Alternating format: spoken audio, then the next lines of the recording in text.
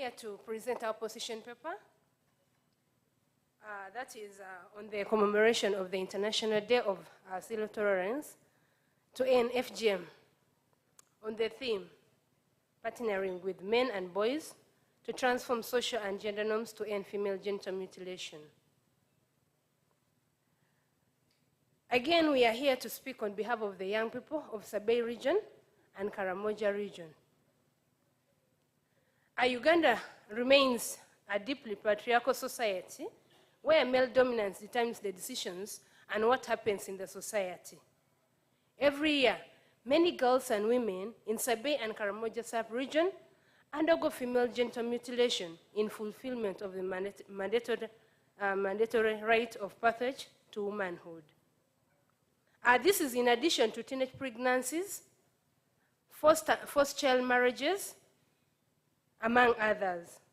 Although these cases are increasingly happening in the community, there's no real investment in the data and research to inform planning by the district and government in general to establish the root cause of these challenges and to effectively tackle them.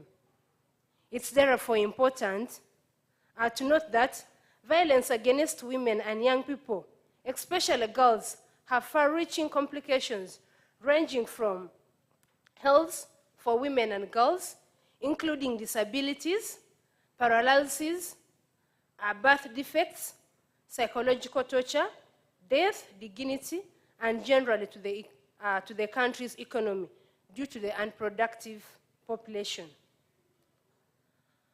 Although national data presents that FGM statistics at only 0.3%, the statistics in Karamoja and Sabei are extremely high, with the highest percentage of 52% in Moroto district, 49% in Nakapiripirit, and 42% in Ambudat districts. Whereas in Sabei region, the prevalence is high in Buko at the percentage of 27.7, followed by Kwen at 21%, and Karamoja at 13%. When you analyze this, the issue of cross-border issue comes in, because Bukwa is close to the border, and when girls want to practice this, and the Ugandan law is so strict, they decide and run to the neighboring country. Across all the 6 districts, the prevalence is highest among women aged 45 years, above 68% in Sabei, and in Karamoja, among girls aged 10 years. In most districts, the maiden age at which girls are cut is between 14 and 15 years. The communities therefore strongly believe that their cultural identity, which is upheld through male and female circumcision, is under threat due to external forces and influence like intermarriages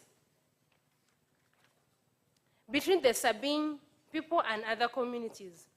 While it has been legislated upon, girls and women continue to be cut in sacred places such as bushes, inside the house, behind caves, while giving birth at the traditional birth attendants, and across the border in Kenya to evade the law.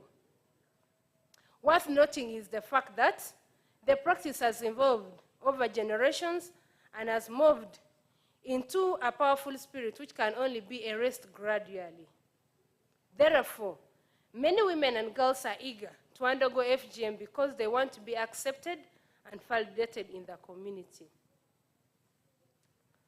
When you look at the legal analysis and review of existing laws at the regional level, Uganda has a legal and policy framework to ensure FGM and GBV elimination.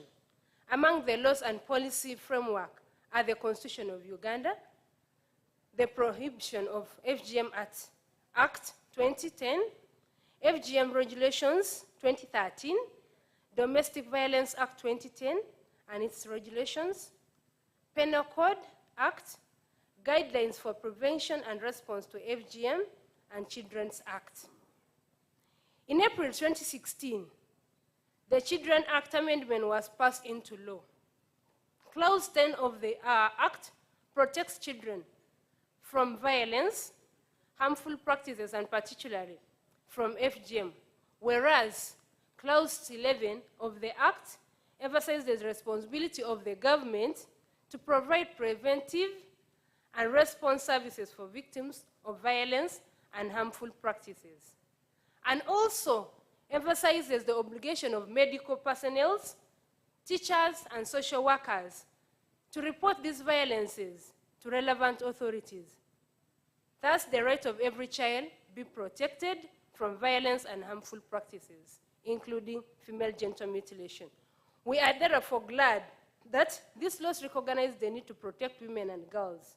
Similarly, the Uganda National Policy on Elimination of Gender-Based Violence 2016 and the National Action Plan on Elimination of Gender-Based Violence 2016 to 2021 aimed at addressing women and girls' rights violations. We go further to see the milestones that the young people and other supportive organizations have done towards elimination of FGM. We appreciate and recognize all the efforts by the development partners, like the United Population Funds, UNFPA, UNICEF, ActionAid, BRAC, and the government of Uganda, through the Ministry of Gender, Labor and Social Development, for their restless support and interventions to address the vice. A number of interventions that include the following have been undertaken. 1, awareness creation. With support from district local government, UNFPA, UNICEF, ActionAid, and other partners, conducted awareness raising, reaching over 150,000 people across Sabey and Karamoja on abandonment of FGM and other harmful norms and practices. This has enlightened girls and women about their rights and assurance that they can be protected and respected without genital cuttings. We have also witnessed gender transformation from these educational interventions. The other one is establishment of community male action group structures, which is being emphasized today, to promote male engagement in transforming social and gender norms. Over 98 male action groups, young people activism groups, among others, have been empowered through positive masculinity and gender transformation capacity building initiatives. The raising movement of male champions in Sabey and Karamoja is actively supporting in reporting, doing surveillance, and engaging fellow men and boys on social norm change, as well as creation of awareness in the community. We also have public declarations. Communities in Sabey sub-region have been mobilized and supported to publicly declare abandonment of FGM and other harmful practices against women and girls. In 70% of the communities, local leaders, students, young people, mentors have publicly declared to abandon the practice, which is a good thing. We still have a battle to deal with the remaining 30% of the resistant communities to completely wipe out the FGM from Uganda. Then the other milestone is the establishment of women protection shelters. With support from various partners, such as ActionAid, UNFPA, UN Women, among others, women protection shelters have been established across the country, with only one in Sabey College, in Sabey, that is in Kwen District, one GBV reception center in Amudat, and one women protection center across under construction.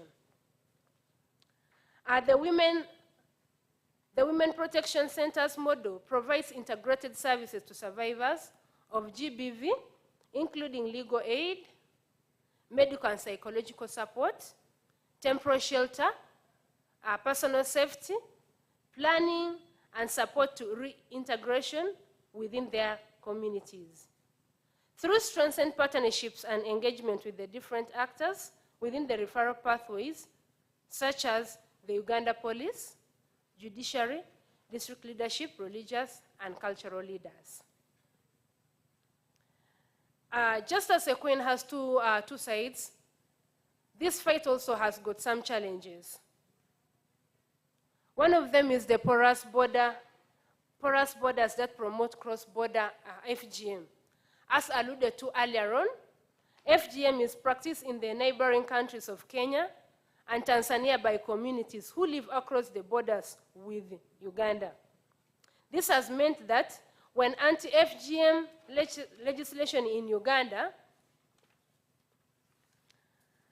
in the Uganda side is tight, the girls and women cross over to the neighboring countries and get cut, and they return when they are healed.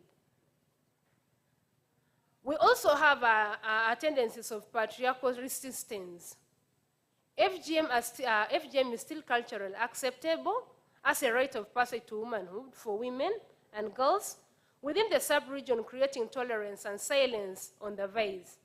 This hinders reporting and enforcement of the legal frameworks on FGM and children's rights. In addition, harmful practices such as child marriages are still a challenge. We do also have limited resources affecting arrest and prosecution of perpetrators. Cross-border surveillance to curb movement of girls to neighboring countries to practice FGM is very weak, and this is attributed to limited resources to the respective law enforcing agencies. Inadequate capacity of the key actors to arrest and prosecute perpetrators. Despite the enactment of a specific law, of a specific legislation that criminalizes FGM among legal frameworks, prosecution of the perpetrators has proved futile due to limitations in evidence collections, the high standards and burden of proof in prosecution of case at the police and courts of law. FGM as an incoming generating activity for the surgeons is still something that is also hindering this fight.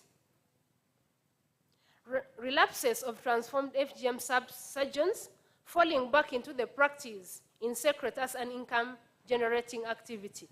This is being done in secret in bushes, behind closed doors in homes, or when women are giving birth.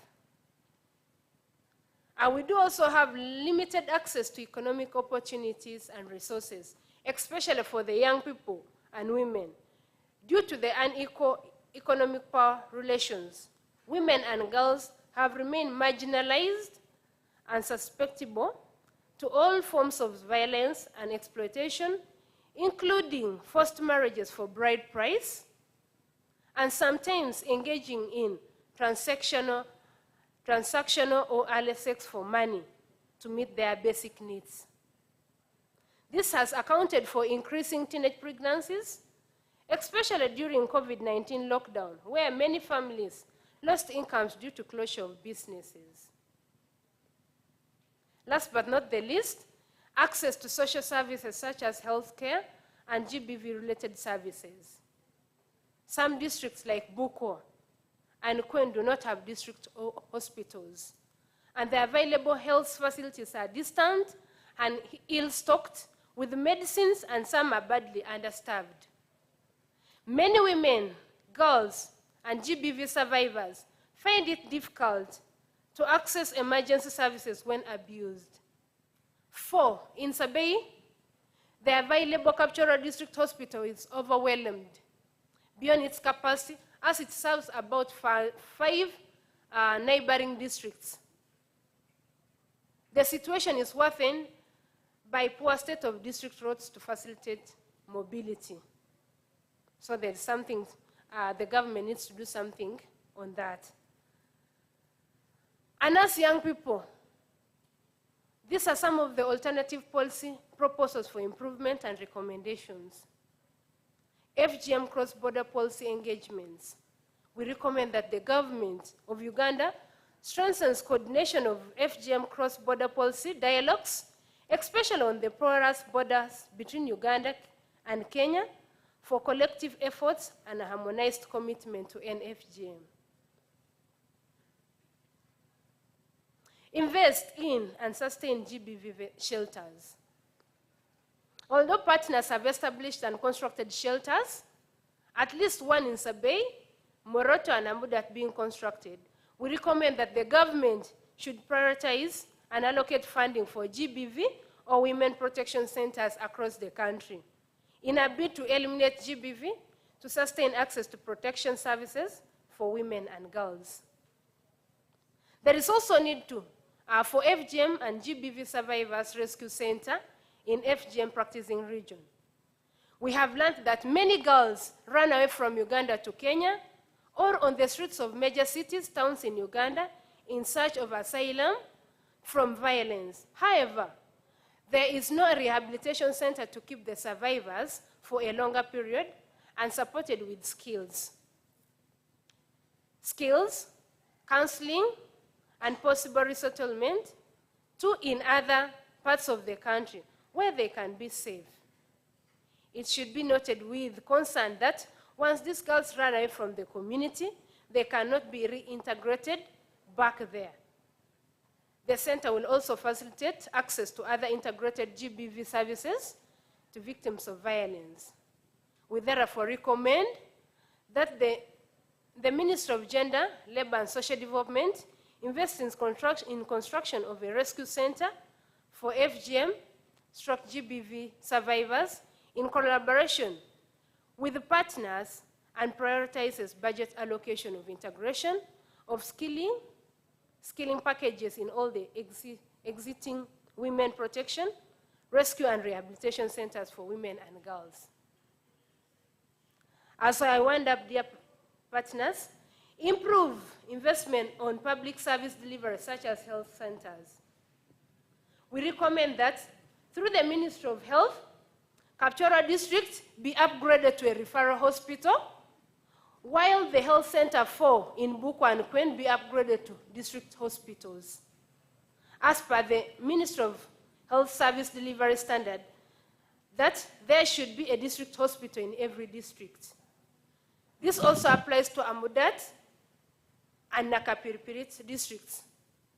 This will facilitate access to equitable health care services, not only women or GBV survivors, but also to the entire communities.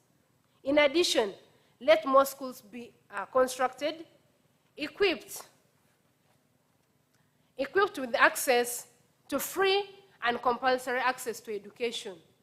The distance of accessing schools and the high cost of education in government schools hinders many parents in these marginalized districts to take their girls to school.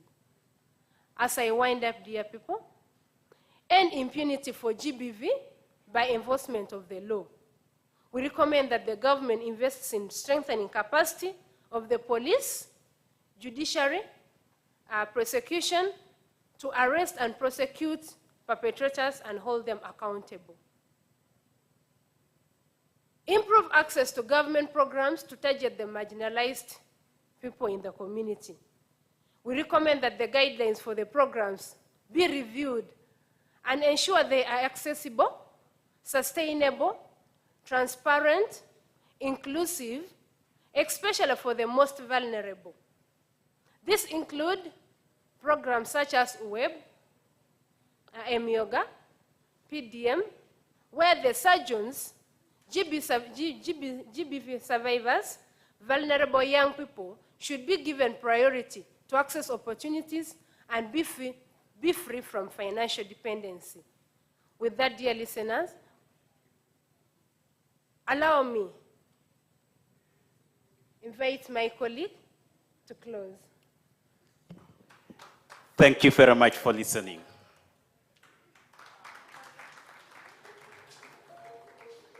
Thank you so much for that statement on behalf of the young people, and indeed it contained key messages for each and every one of us at our different roles that we play in terms of development where we come from. May we have the documentary, please?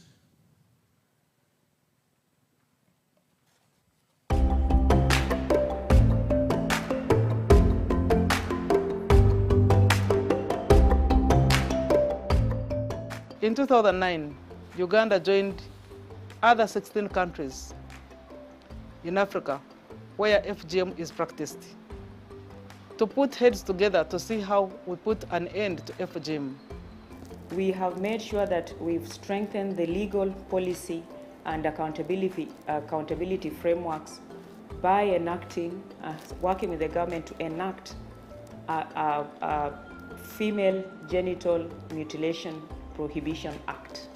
So this was enacted in 2010, and this provides the environment whereby all activities related to FGM are criminalized, and somebody can be taken to court if they allow their child to have female genital mutilation.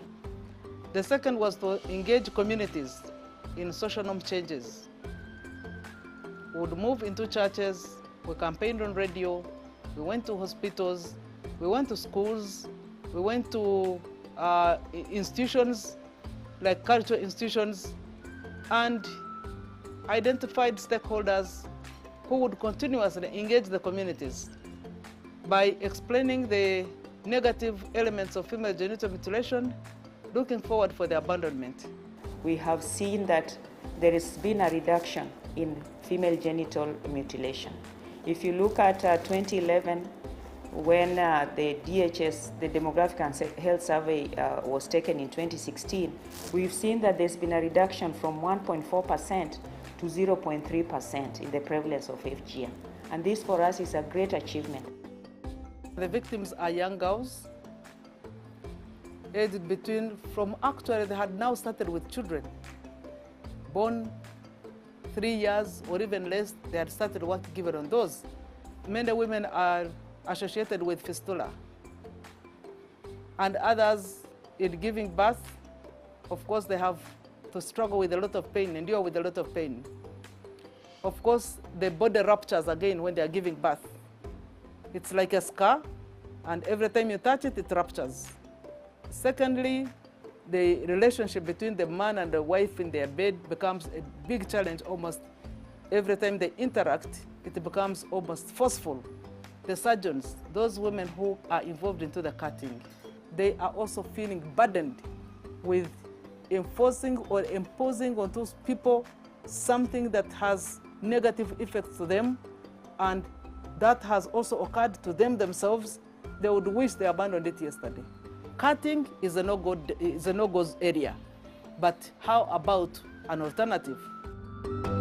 I think what we have to do for them is to really provide an alternative livelihood, because this has been their livelihood, and they will need other forms of livelihood so that they don't go back to FGM.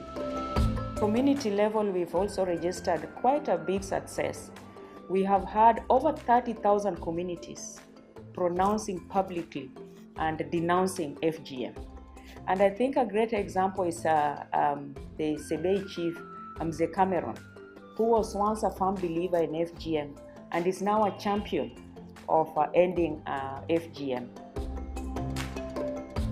Since we have been able to move from 1.4 prevalence rates from 2011 when we enacted the law, and in 2016 we were able to achieve results of a lower prevalence of 0.3. I believe that with these new mechanisms, which are friendly and locally developed, will be able to lead us towards abandonment of female genital mutilation. We know what works. We've done this globally and for years in UNFPA and with UNICEF. So we need to accelerate and we need to scale up. So that is number one. The number two intervention that we have to do is really generate evidence. We have done this, but if you ask me today, how many women have you reached since 2008? We cannot answer this, and we know we've reached many. So documentation, gathering evidence and the data to inform further policy and programming will be critical. From the national level where you see me here, I am the face of the fight against FGM. We realized that the radio stations they listen to in Sebei and Karamoja part of the areas where FGM is still pronounced, is still dominant, are areas where we don't even have radio stations. So we are working with partners to see if we can establish radio stations in those particular areas so that people can continue to listen to the information, and we shall have specific programs running almost every day. Just like we have health programs, we have educational programs, this dialogue about female genital mutilation will be on a daily basis.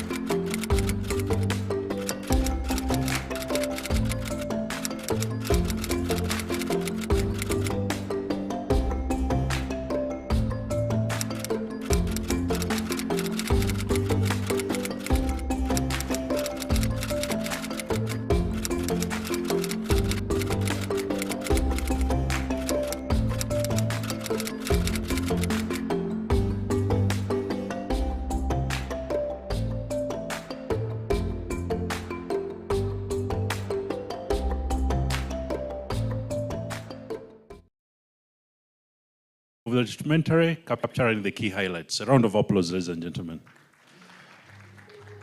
Thank you so much. Now, please join me in welcoming the UNFPA country representative, Dr. Mary Otieno, to speak to us. And she'll be delivering a statement on the joint program on elimination of FGM. You're most welcome.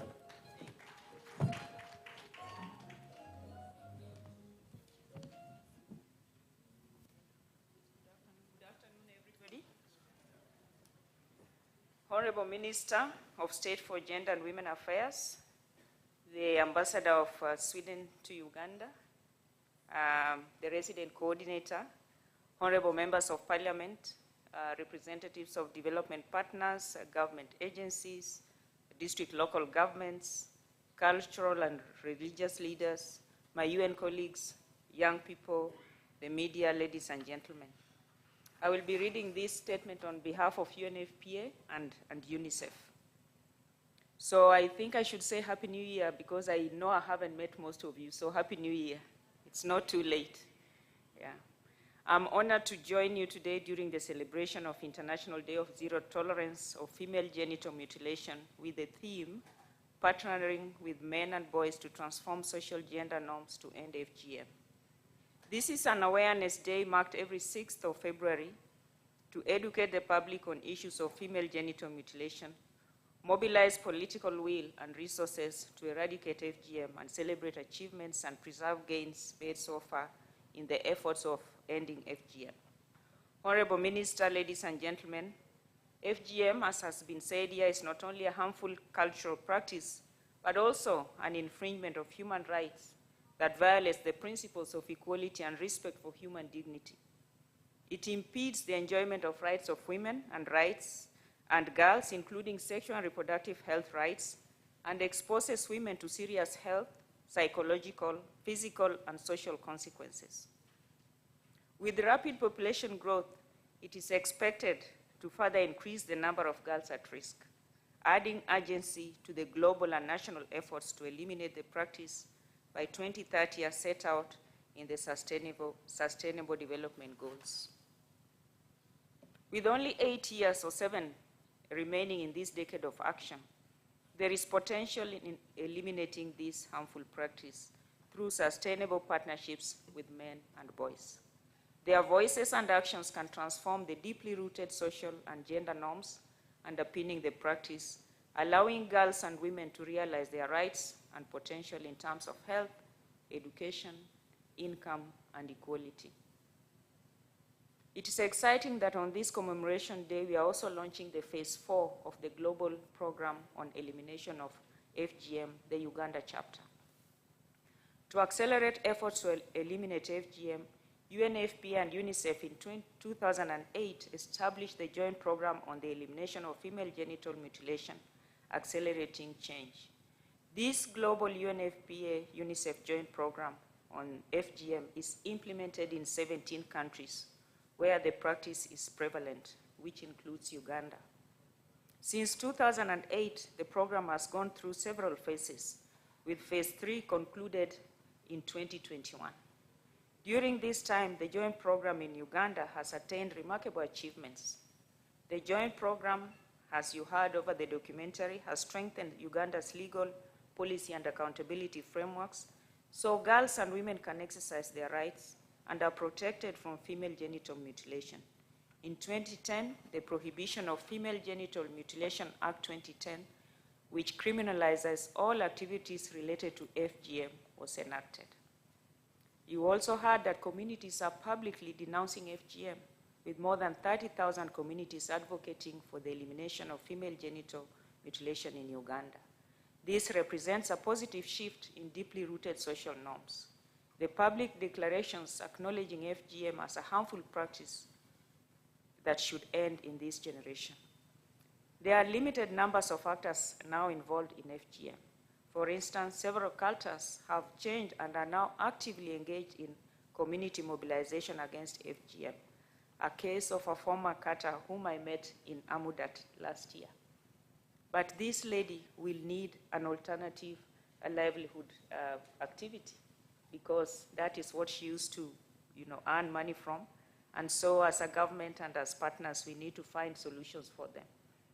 The joint program has further strengthened partnerships with various governments and bolstered accountability mechanisms, particularly through close collaboration and work with the African Union and Kenya, with whom Uganda shares a border to end cross-border FGM. These are just but a few examples of the successes registered, and you heard some from the young person who spoke here. So far, progress has been clear and measurable in the field of eliminating FGM in Uganda. Prevalence of FGM in Uganda has significantly declined 5 times since 2011, from 1.4 to 0.3 in 2016. This significant reduction placed Uganda as the best performer in the fight against FGM within the 28 countries on the African continent where FGM is practiced, and I think we should be proud of that. According to the Uganda Bureau of Statistics 2017 survey, 95% of women and girls in Uganda oppose FGM. So why does it continue? This is more than double the number that opposed FGM in the last decade. So people are getting awareness that this is a harmful practice. The actions by the government, religious leaders, cultural leaders, and communities and civil society organizations have resulted in a growing opposition to FGM and a change in attitude towards the practice. Honorable Minister, ladies and gentlemen, despite this progress, FGM is still practiced in Uganda. The national prevalence of FGM seems low, as was stated by the cow from Moroto. However, the prevalence in practicing communities is still very high, with an average prevalence of 26.6%, with greater disparities at different levels, with some sub-counties having prevalence rates higher than 50%, which means this calls for a more innovative approach to tackle this practice. This phase 4 of the joint program we are launching today started in 2022 with a vision to create a world where every girl and woman has a voice, choice, and agency. I'm glad that UNFPA and UNICEF work with the Ministry of Gender, Labor and Social Development and other actors to design phase 4 of the joint program with the theme, delivering the global promise to eliminate harmful practices, including FGM in Uganda. Honorable Minister, ladies and gentlemen, the goal of the phase 4 program is ambitious. It will be achieved through coherent principles and strategies established from the lessons learned in phase 1, 2, and 3, while building on the existing gains. The program's districts of focus are in eastern Uganda, covering 6 districts of Buoko, Kwen, Kapchorwa in Elgon region, and Amudat, Moroto, and Nakapiripiripit in Karamoja, which are the leading FGM practicing districts in Uganda. The Ministry of Gender, Labor and Social Development will maintain the coordination role of the joint program in partnership with UNFPA and UNICEF. Honorable Minister, ladies and gentlemen, we really need to double our efforts to eliminate this inhumane practice that curtails the potential of our women and girls. More investments must be directed to community-based programming to encourage and motivate communities to denounce the behavior, protect and promote the basic rights of girls and women.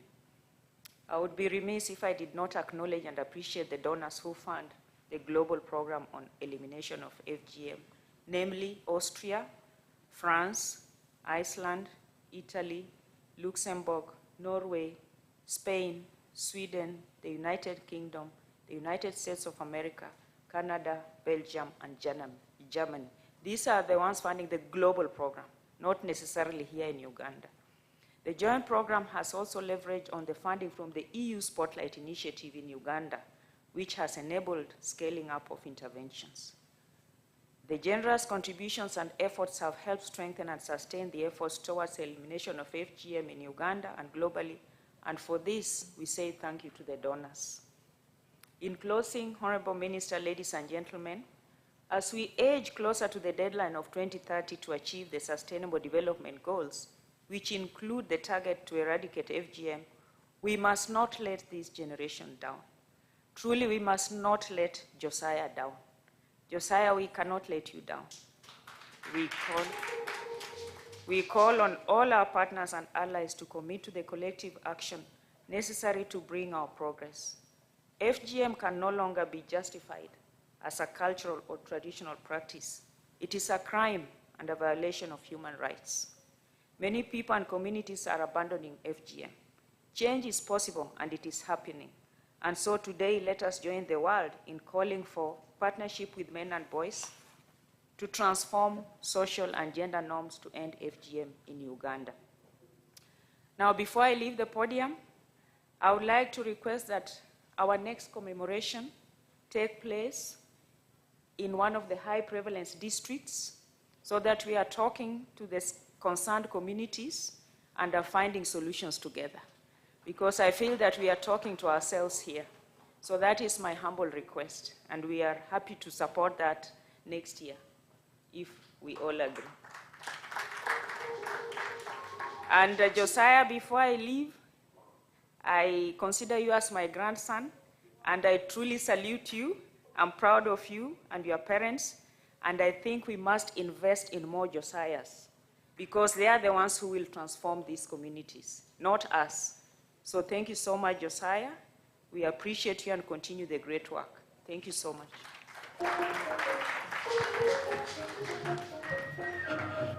A round of applause, the UNFPA country rep.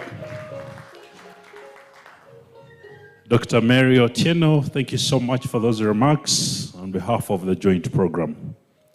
Ladies and gentlemen, once again, join me in welcoming the UN Resident Coordinator, Her Excellency Susan Ngogi Namondo, to speak to us.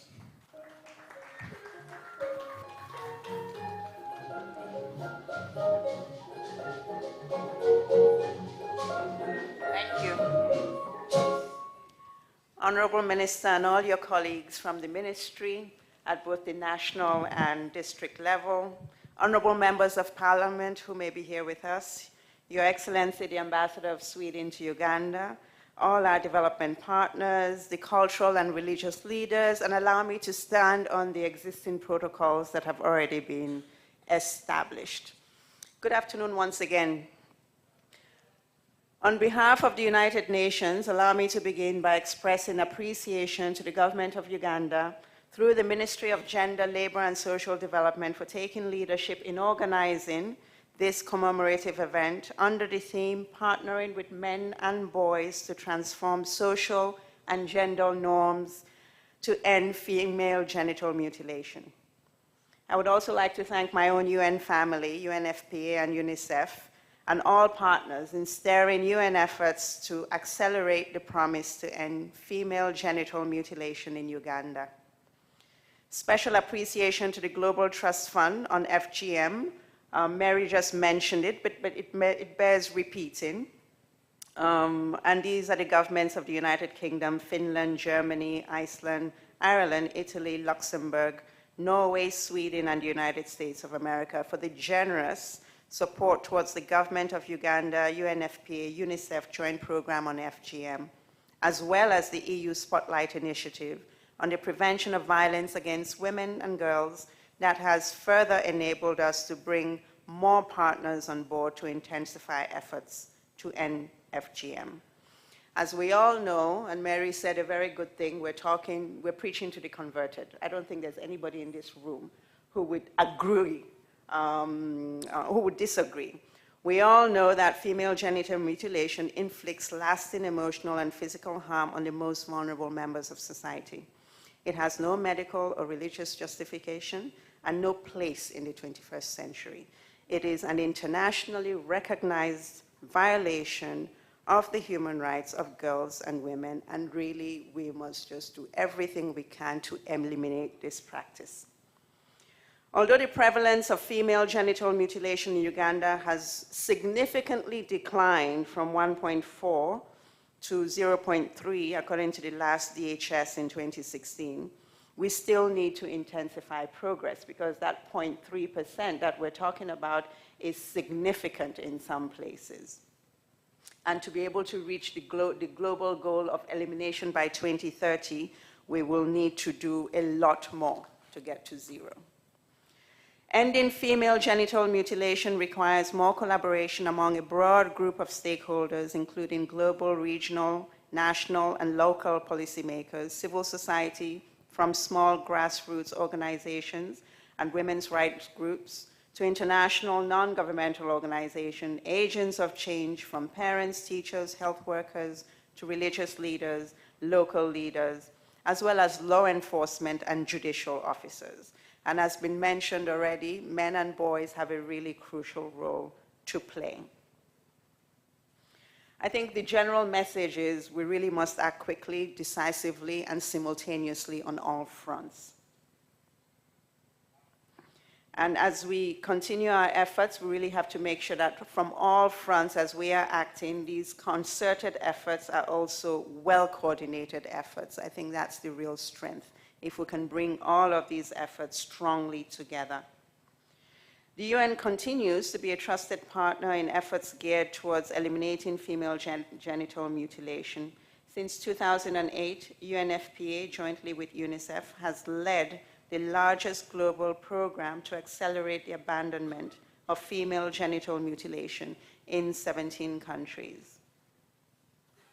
UNFPA and UNICEF have also leveraged funding from the Spotlight Initiative and UN Trust Fund for COVID-19 response to expand the services to women and girls affected by female genital mutilation. In Uganda, there has been tremendous progress of the joint program, as already highlighted by previous speakers and in the documentary. So I will not repeat all of that which has been said. And one thing I really picked from Mary is that Uganda has been one of the best performing actually on the African continent.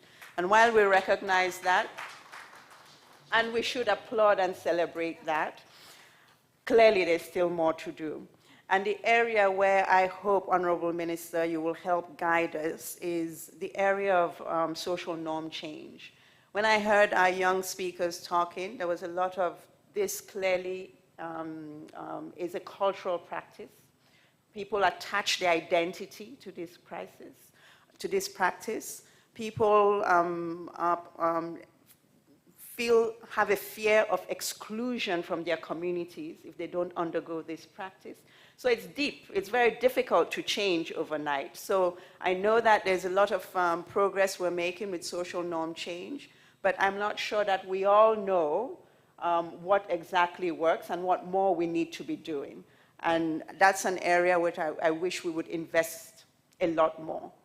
Social norm change, mindset change, etc. These are very difficult areas. I hope we can invest more in these areas and really pinpoint exactly what works so that we can go to scale on those things specifically. I am also glad that today we are launching phase 4 of the global program on elimination of female genital mutilation in Uganda that will see us accelerate our work to accelerate the abandonment of female genital mutilation. And I think this is our collective sign from the United Nations that we really remain committed to the elimination of this practice. The elimination of female genital mutilation and the attainment of gender equality are interdependent and mutually reinforcing goals. If gender equality were reality, there will be no female genital mutilation. So the same interventions that will end female genital mutilation will also support the power and agency of girls and women to exercise their rights, reach their potential, and contribute fully to their communities and their future. This is the world that we envision. It will take both men and women exploring and utilizing their full capabilities for us to be able to achieve the goals that we have set for ourselves. So on that, we call on the government of Uganda, all the stakeholders, all of us, to unite more around the proven strategies, to fund them adequately, and to act with more urgency. With that, I thank you very much, and I fully agree with the idea that next year we should be in Nakapiri commemorating this day.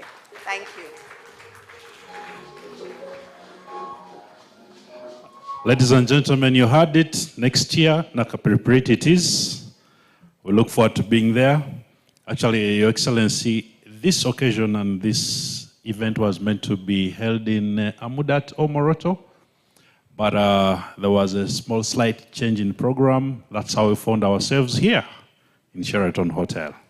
Nevertheless, we have the representation of the key personalities from the district level. Thank you so much, Your Excellency, for those remarks. Now, ladies and gentlemen, join me in welcoming our next speaker, who is from the British Council in Uganda, to deliver their remarks. Please, Mr. Phil.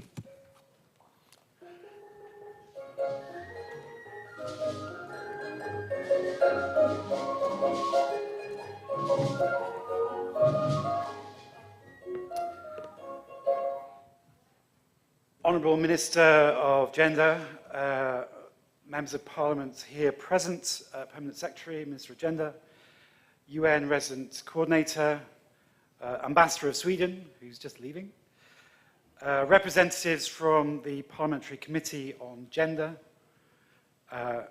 representatives from religious groups, civil society partners, panellists, all protocols observed. Good afternoon. My name is Philip Smith from the British High Commission. I am the Development Director for the Foreign, Commonwealth and Development Office, formerly DFID, so you may remember DFID. It's a pleasure to be here today as the UK government joins the rest of the world in commemorating the International Day of Zero Tolerance for Female Genital Mutilation. This commemoration is part of a set of actions and conversations that the UK is engaging in here in Uganda and across the world to illustrate the urgent need to address female genital mutilation, but more importantly, to stand in solidarity with women and girls affected by this human rights violation.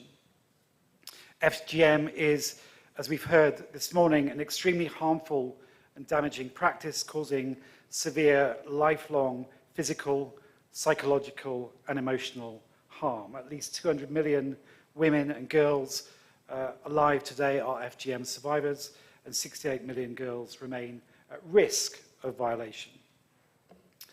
Despite this, brave women and girls are speaking out, with thousands of communities across Africa deciding to abandon FGM. Tireless campaigning by courageous activists has helped to put these issues on the agenda, and we salute the courage of activists locally and internationally working on these issues across Africa and indeed here in Uganda.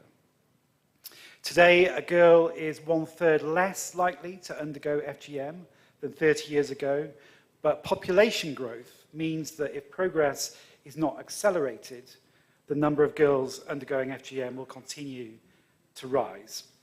COVID has also had an impact. An estimated 2 million additional girls worldwide are at risk due to disruption to programs that have not been fully restored since the height of the pandemic. Honourable Minister, I commend the government of Uganda, particularly the Ministry of Gender, for creating the enabling environment for the elimination of FGM in Uganda. The Prohibition of Female Genital Mutilation Act and the declarations of the Constitutional Court have solidified decades-long work to tackle this harmful practice. And our conveners here today are right to recognise that the cycle of FGM can only be broken with the engagement of men and boys.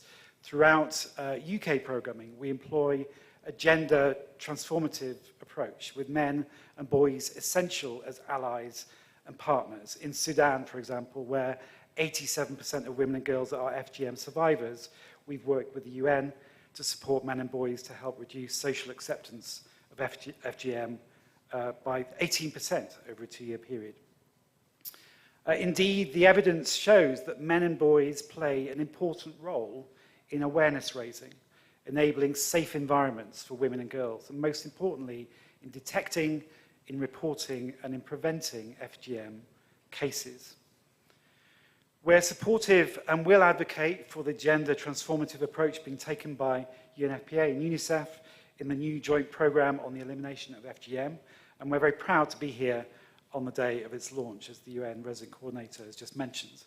The UK has been at the forefront of the global fight against FGM. We're proud to have co-hosted the 2014 Girls Summit in London, which helped galvanise global commitment to end FGM and child marriage in a generation. And in 2018, we announced a further £50 million UK package to tackle this issue across Africa. As a key donor and supporter to UNICEF, UK funding has contributed to the building of the integrated national protection system and development of the national child policy. Over 18 million young people were reached with messages about harms of FGM, which has had a direct effect on the reduction of prevalence to 0.3 today, as the UN Resident Coordinator mentioned. This is in addition to our long-standing support for the Africa-led movement to end FGM across the 17 most affected countries in Africa. Our funding for the UN Joint Programme here in Uganda has helped address the cross-border dynamics of FGM, as well as the training of community volunteers to strengthen prevention, reporting, referral and response to cases of FGM. The UK, the United Kingdom, will continue to support this change being led from within affected communities and do whatever we can to accelerate the pace of change and to work with advocates in communities. Ladies and gentlemen, there are 8 years remaining of the decade of action on the Sustainable Development Goals. We call on all partners of Uganda to get behind the global ambition to end FGM by 2030. Together, we can make things better for our daughters and sisters, but to do so, we must unite our fathers, our sons, and our brothers in putting an end to FGM. This is, after all, our collective responsibility. Thank you very much. Thank you, Mr. Philip, there for those remarks, and we appreciate you so much for the support you accord to the joint program.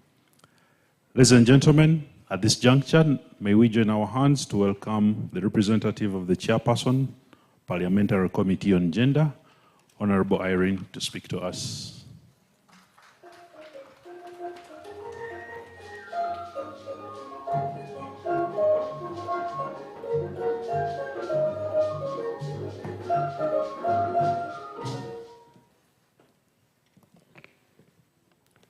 The Honorable Minister of Culture, Honorable Peace Regis Mutozi, members of Parliament present here, the development partners, local leaders from different districts, religious leaders, cultural leaders, ladies and gentlemen, protocol observed. I welcome you all to the commemoration of the International Day of Zero Tolerance to the FGM. I would like to thank all the stakeholders who have played a key role in preventing and supporting victims of FGM. FGM needs a multisectoral approach that requires all stakeholders to work as a team to end this menace. Dear members, our theme today was the right theme, that we need to involve men. Because when you look in these districts, most power centers with men, most cultural leaders are men, most religious leaders are men. Men are the head of families, and men are the end users of FGM. So for us to involve men, it means that we are going to end this practice. And therefore, I want to salute all men who are here today, because your presence alone today shows us that you are ready to work with us as women to end the practice of FGM. We all know that FGM is a violation of women's human rights and can have very devastating health consequences.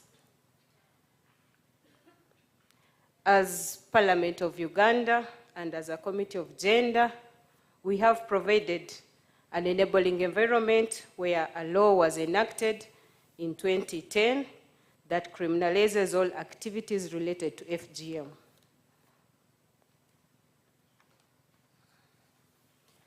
What are the interventions that we are doing as a Committee of Gender? As a Committee of Gender, we are working hand in hand with the members of Parliament representing these respective districts. One, we are carrying out sensitization of the population in these districts. And as a committee, we have moved to these districts, we have worked with the local leaders, and we pledge that we shall continue working with them. As a committee, we have continued advocating for the increase of funding to target FGM activities so that Parliament is able to appropriate more funds. Currently, Parliament has already started the process of budgeting, and I pledge that as committee, we are going to involve other members of Parliament, we are going to involve the Budget Committee to ensure that Ministry of Gender, its budget has been fully supported.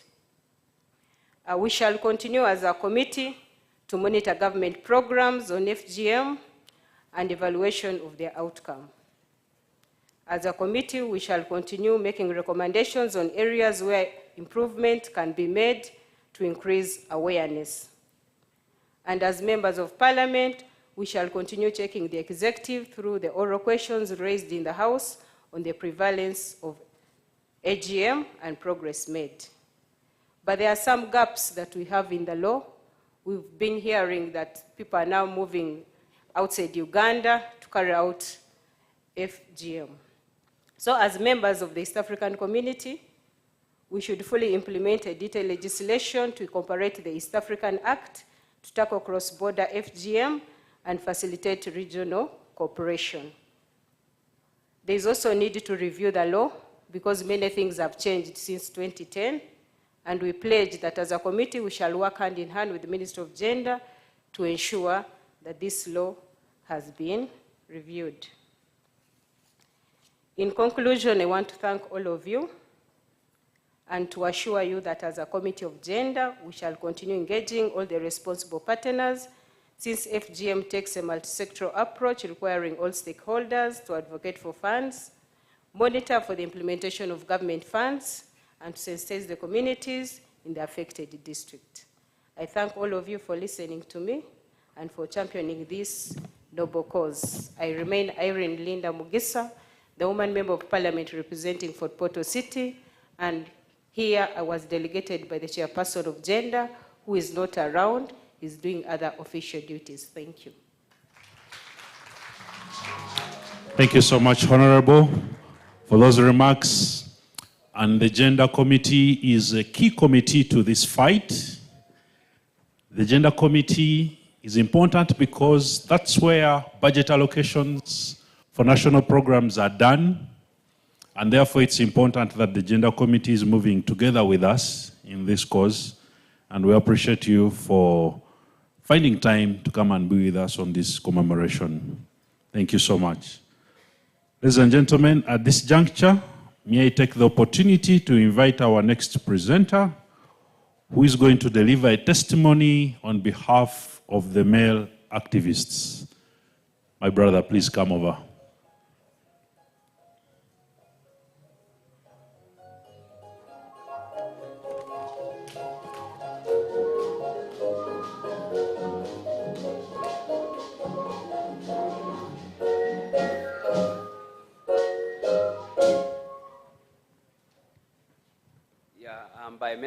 My name is Mr. Martin from Queen, and I thank everyone for, I salute everyone for his presence here, in the name of the Lord Jesus Christ. Here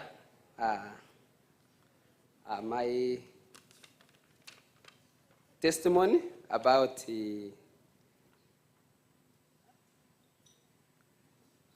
this information under FGM.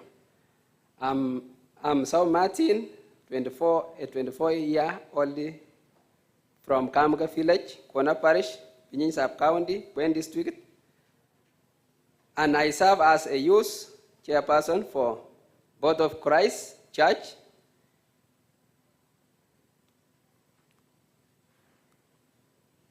Due to my service in church as the youth counselor in Pinyin Youth Counselor at the sub-county informed me of the ILA Plus project in Braquin that was looking for male champions to be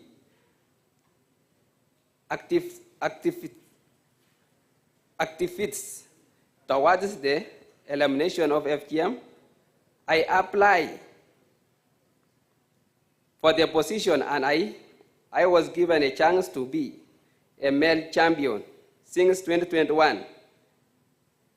Since that time, a number of trainings have been organized for us as male champions about FGM and its effects, GBV and domestic violence, as well as the effects of child marriage. Being a leader in church, I used the platform to reach out the many youth through organizing dialogues, sport colors, to create awareness to the rest of the community on the dangers of FGM and the myths said about it during church service and new seminars organized by the church.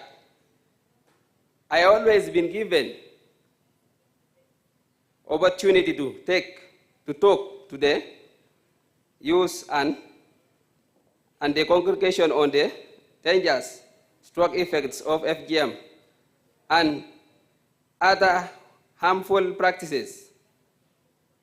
Many community members will tell their girls that no man will want to marry them, but I will give myself as an example. I'm never going to marry a cat woman because of the challenges that came up after marriage. Each difficulty in intimacy, and even after successful conception, there is still difficulty during childbirth. So for us, the non-married, we look for ladies who are not cut to avoid such problems. Carl Saudit will qualify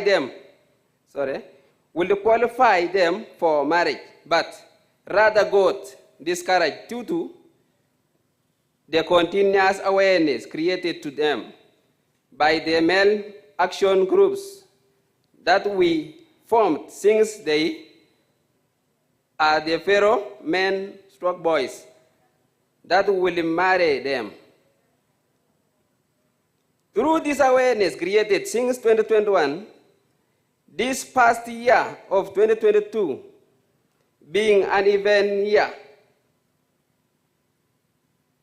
of cutting, there was a very low registered number of girls who were cut.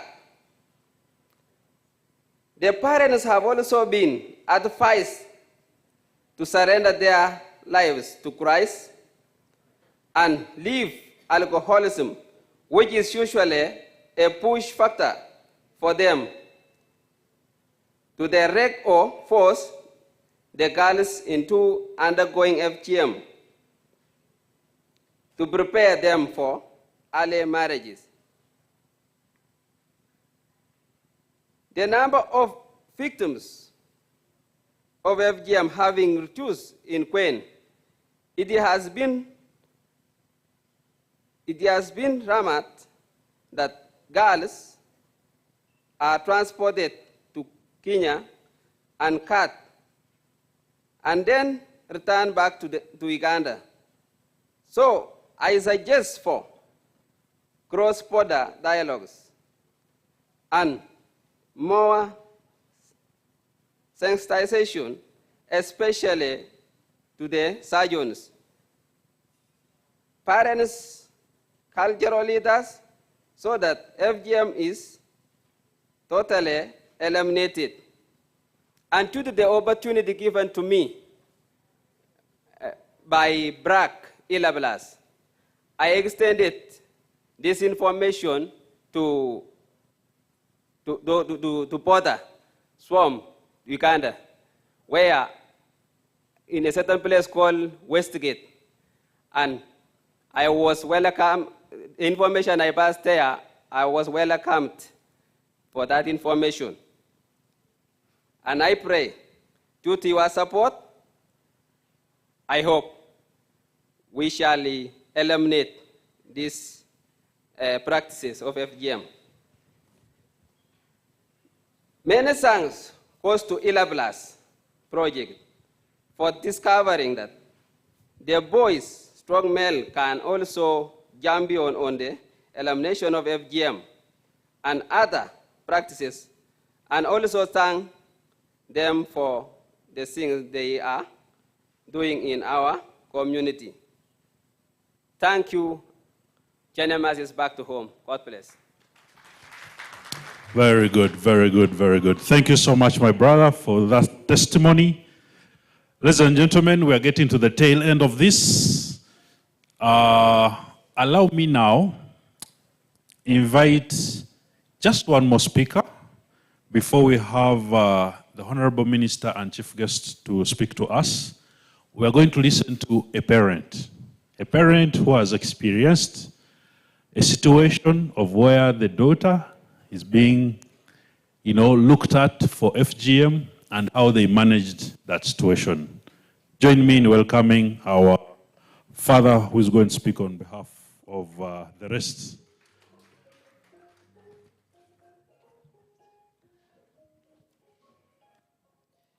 Our guests tonight,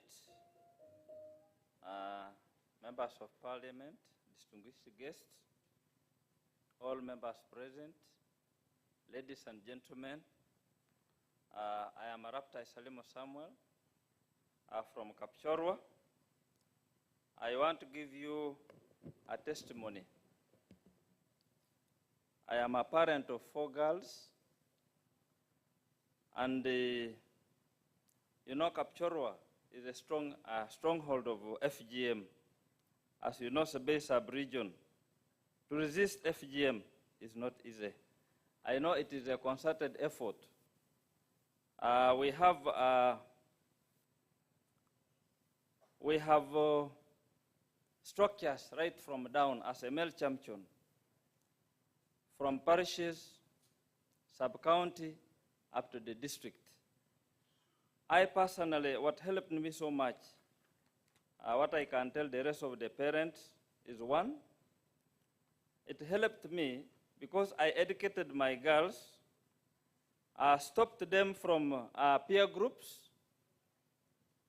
I avoided those peer groups that used to be with them, and still went around and talked to those who used to be with them. And by now, as you go to Kapchorwa, at least circumcision has gone down compared to the rest of the districts. I was also openly speaking to them about different changes in their lives. I openly spoke to them, and they openly talked to me. That one also helped me, and we refused the negative changes. They were able to catch up. I also controlled visits. Visiting Sengas, visiting aunties, where I told them, no, that is not good, because that is where they would get those influences. So when I talked to them, they were able to stop, and in fact, as I talk now, some of them are employed. And when the community saw them, they were able to catch up, and most of them have resisted female genital mutilation. Ladies and gentlemen, I don't have much. I say, parents, let's join up hands and fight this vice. Thank you very much. Very interesting perspective from the parents there. Crane performers, just 1 minute before we launch into the main speech.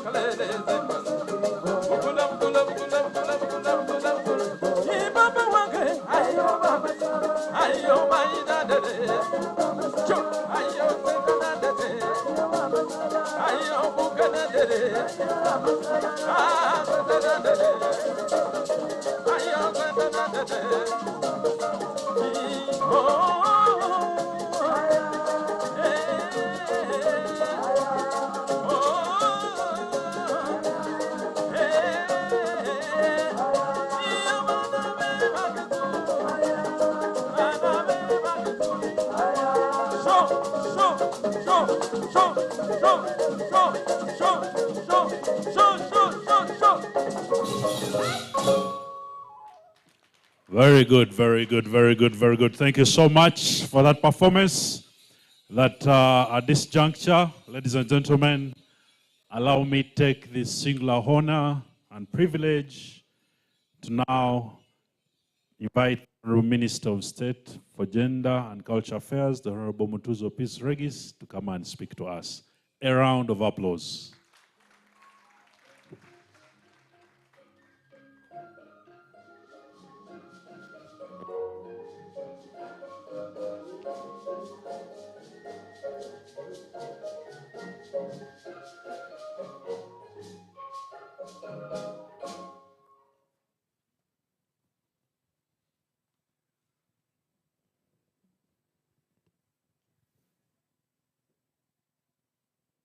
The UN President Coordinator, my colleague, Member of Parliament,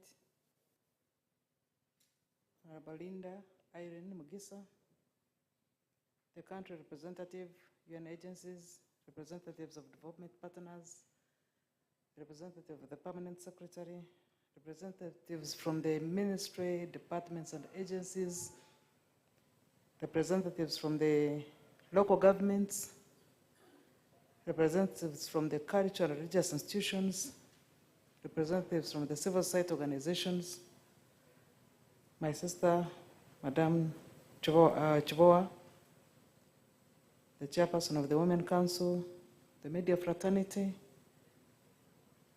distinguished ladies and gentlemen, I am privileged and pleased to join you today to commemorate the International Zero Tolerance Day on female genital mutilation.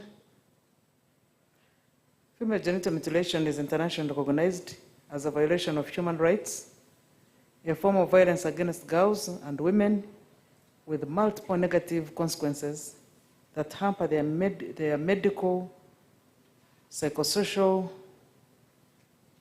well-being, and is the worst form of degradation because it removes the human dignity of a woman and a girl. Of course, on many occasions, we talk about the prevalence rate in Uganda being the lowest, which is worth celebrating. But every time I go back to the practicing community and hear about percentages 50, 20, 30, and you only hear that the most recent one was last year, 30 from one village. How about the rest of the villages? It is still live, it is so clear, it's so demeaning and shaming.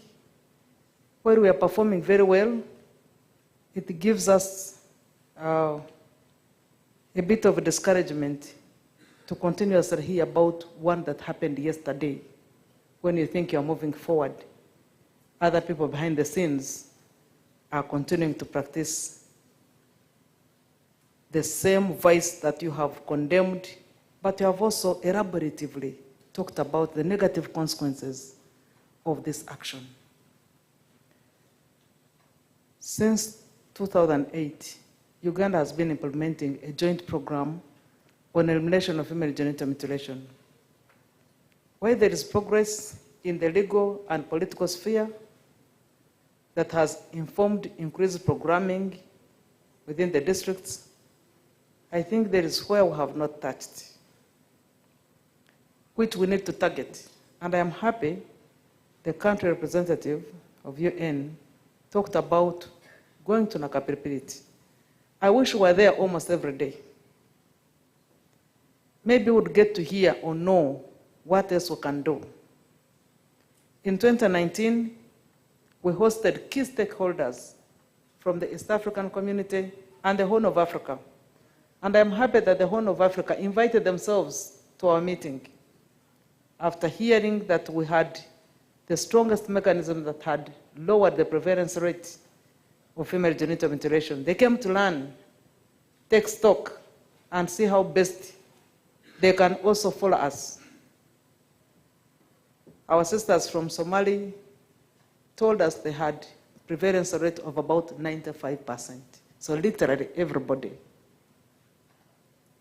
is either a victim, either every female is a victim, or is a close neighbor to a victim. And therefore, every effect of female genital mutilation affects even those that have not been mutilated. I will jump through the script because I know I've already sat for like 2 hours and I found people already seated. So meaning that those who sat before me are more tired and are almost unwilling to listen, but what would I do? So as a teacher, I can read my class and know.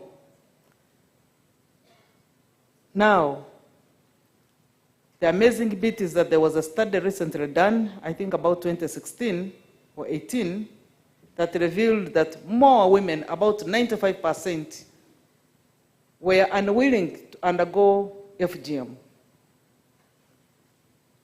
So when this script was written to me, I asked, what were the findings on the men's side? They said the men were still positive. They still wanted it done.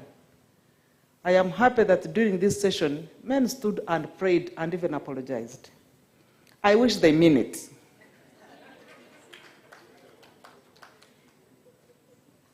Those of us who have lived with our men for a long time, either in marriage or as brothers, we know how best they deal with us. When they know they have hurt a woman, they will not say sorry in the sitting room. They will go to the bedroom. He can even kneel and cry for as long as no one is seeing him. And as soon as he's out, and women are so good at forgiving, immediately they see the man down on his knees and crying. They say, I have forgiven you 1,000,000 times. And as soon as he walks out, they say, I have managed her. So we want these commitments made really very clear. That you will also stand out with us and speak against this vice. That you will tell your daughters and encourage your sons to say no to female genital mutilation so that they protect their sisters. And that you will allow unmarried girls into your family.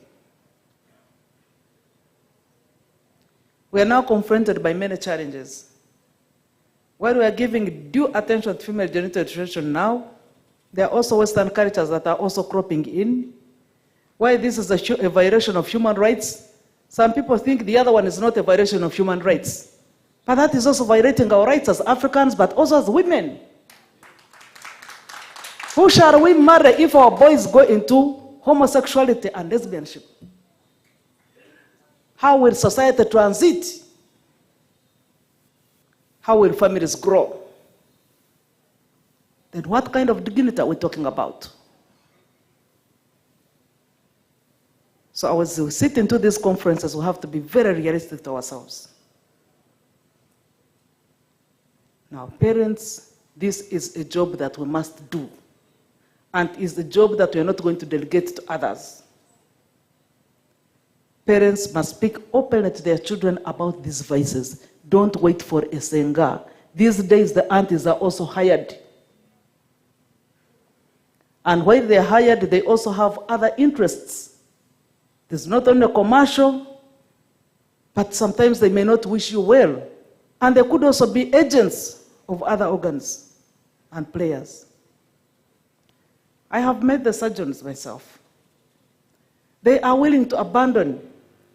They should even have abandoned it yesterday.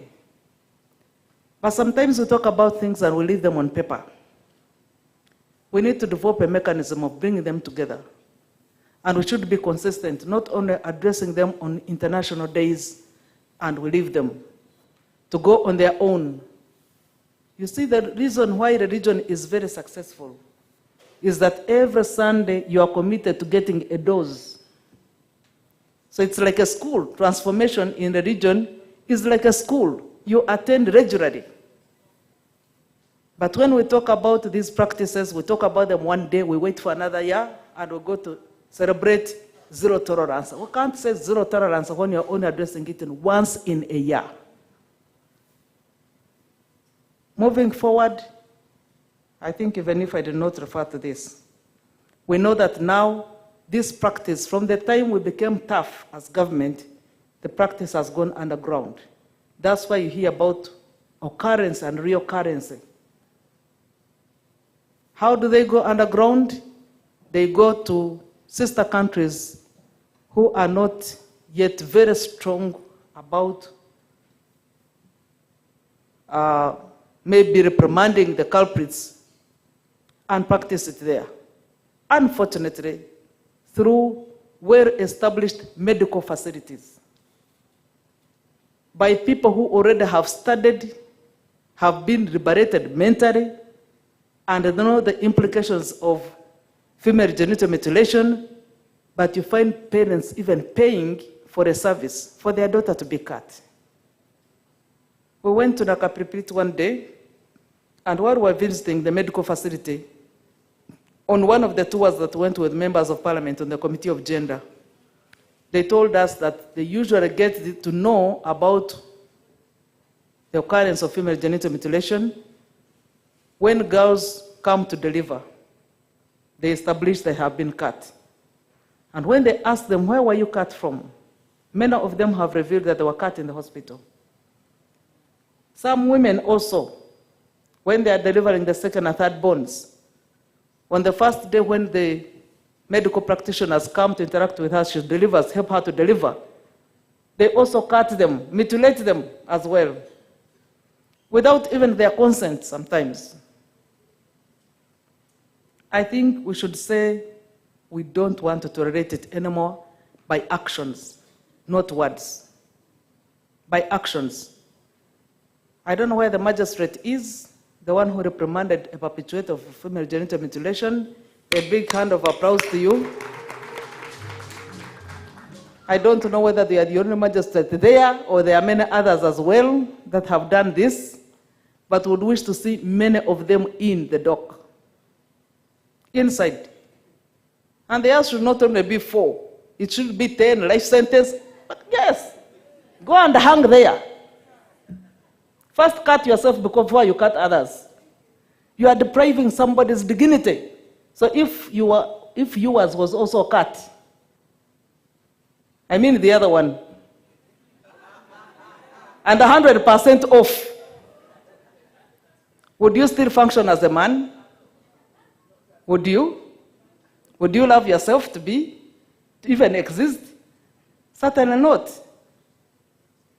So sometimes it goes personal with me when I hear about female genital mutilation in this country. It's not anything we would wish to tolerate. Even one person cut alone hurts enough as though we have cut 1 million of them. So the prevalence rate, even 0.3, does not make us happy in any way. Now, our partners would wish to appeal. Since we are performing well, enable us to perform much better, such that by the next 8 years, we go away with flying colors that female genital mutilation in Uganda is completely off. And it is an example of all the countries that have been practicing the same of them in Africa, and therefore it can happen. We can eliminate it 100%. Usually, even God gives to the one who has. So those of us who have been able to achieve some milestones, please give us support and some resources. And we want to count on you because we have always done it. Now that we are getting into the phase 4, I think we know where to touch. One is that we have committed and done research on what works and what does not work. 2, we have identified even the emerging ways where they are conducting it in church under the guise of singing hallelujah, amen, praise God. They are already mutilating a girl behind the scenes. We are going to have the other strategy, of course, is the male engagement. Men, please partner with us. There is nothing sweet in that harmful practice. It was all meant to subjugate and oppress a woman. But the more you oppress this woman, the more vulnerable she becomes, the more unreliable, the more a liability she becomes to you. You can oppress her in many other ways. And of course now you know them. That even the women who are well empowered are heavily oppressed because men have learned a new mechanism of control. When you're most educated, most empowered financially, they will let you work. Come back whatever time you want. Have as much money as you want. But many of them have abandoned their responsibilities to the woman who is working. 100%. You will buy land, you will construct it, you will educate children. At the end of the day, the man is the head of.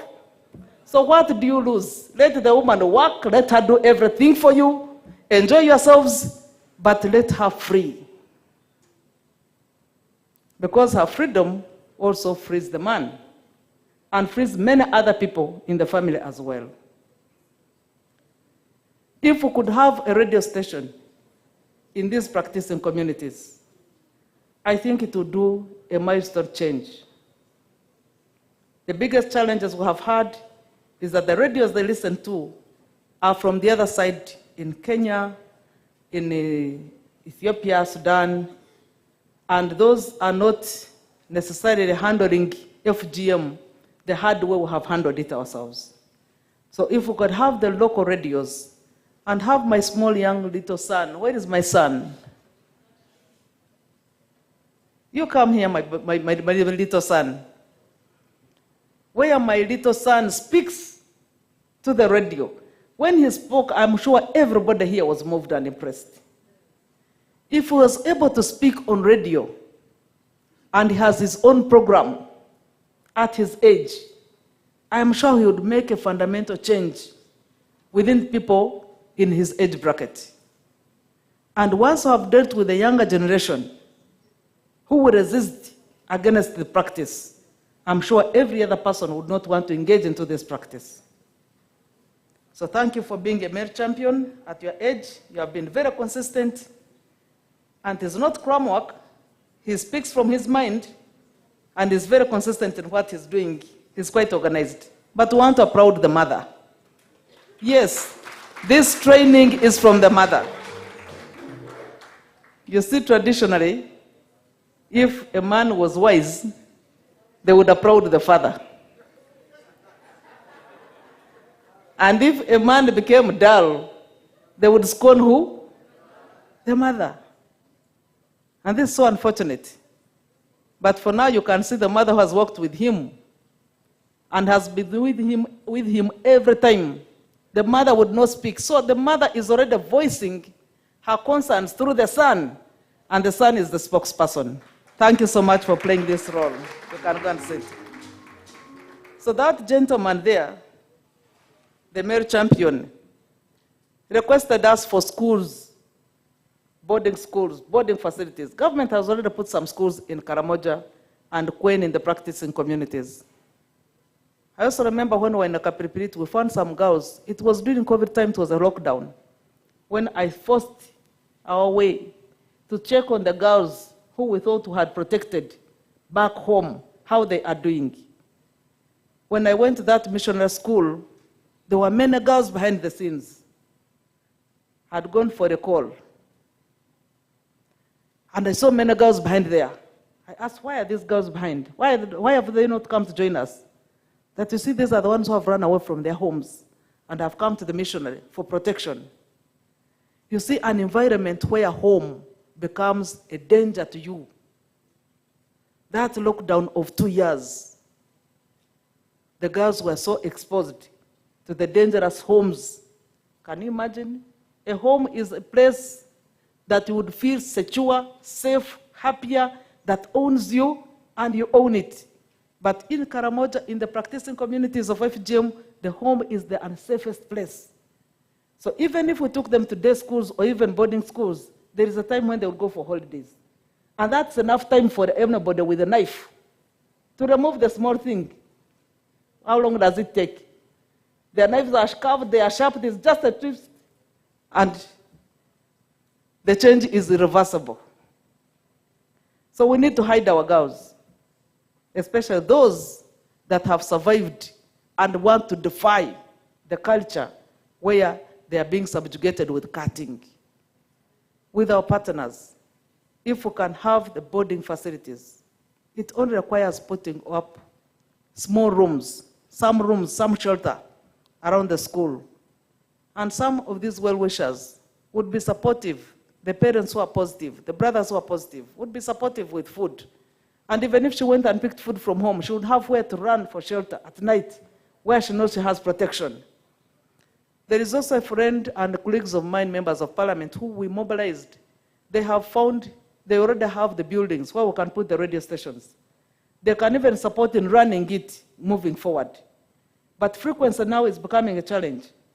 So if us as development partners and government can go and get the frequency and get the machinery, they would run the radio station on their own.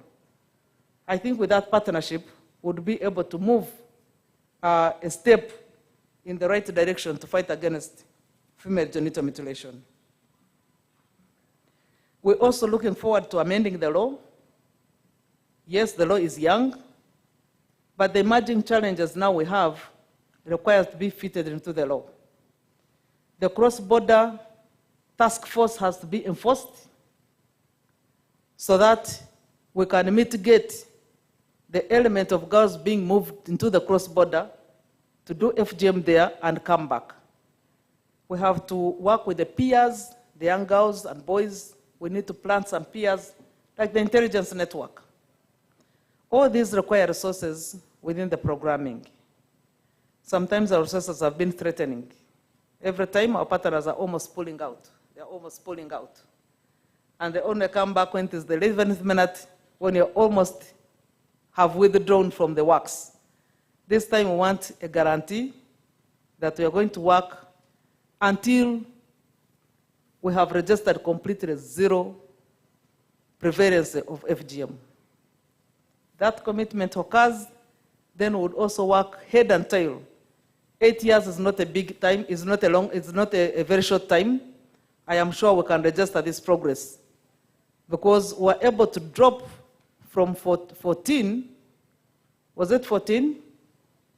1.4 to 0.3% in a few years. So I think having to register zero is not a miracle. We have tested the mechanisms, and I'm sure you have also tested the commitment we have. We are sure that we can get there in the next 8 years if we're consistent and kept on ground, not speaking to ourselves. Religious leaders, we need to work with you. Education system must integrate this into the curriculum. Luckily, there is a new curriculum.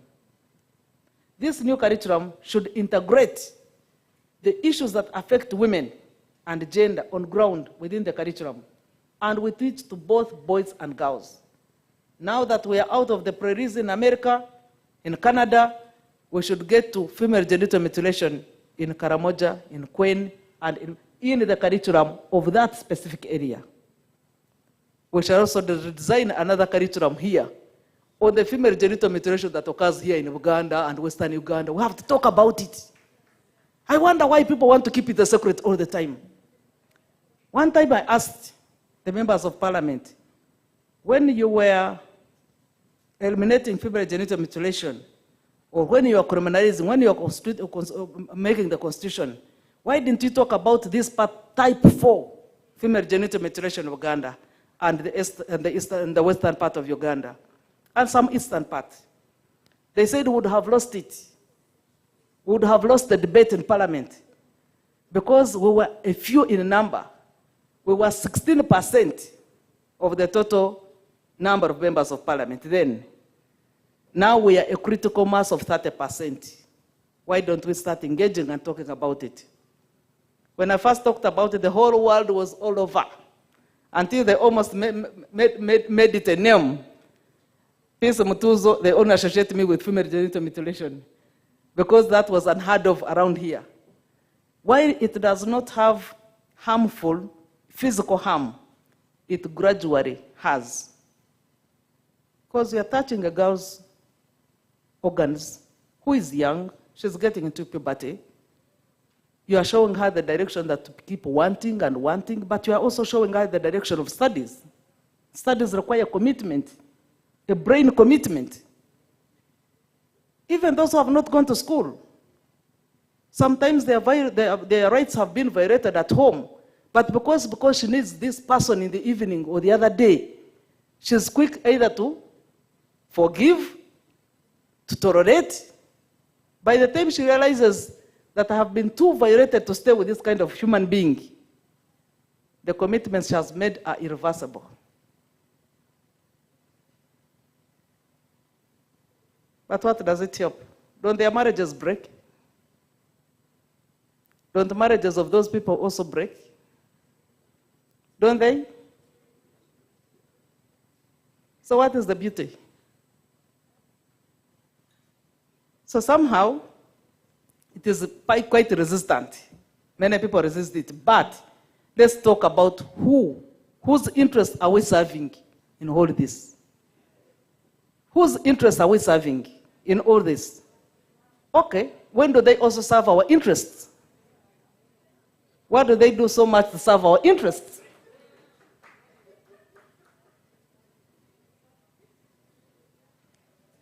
So these things of being too generous, too generous to others and not to ourselves, I am out of them myself. Because this kind of equality we are talking about will not be there. We shall not achieve it if we are not giving equal shares of tasks, responsibilities, mandates, and all that. So, for now, the cutting is the topic. But at the back of the mind, we should also know, because our daughters are also falling into traps over there. Controlling themselves is becoming a challenge. Recently, COVID revealed everything that we had hidden in secrecy. 3 million girls got pregnant once because they were kept home. So what did that reveal? Because they could not contain the pressure of the hormones that we have really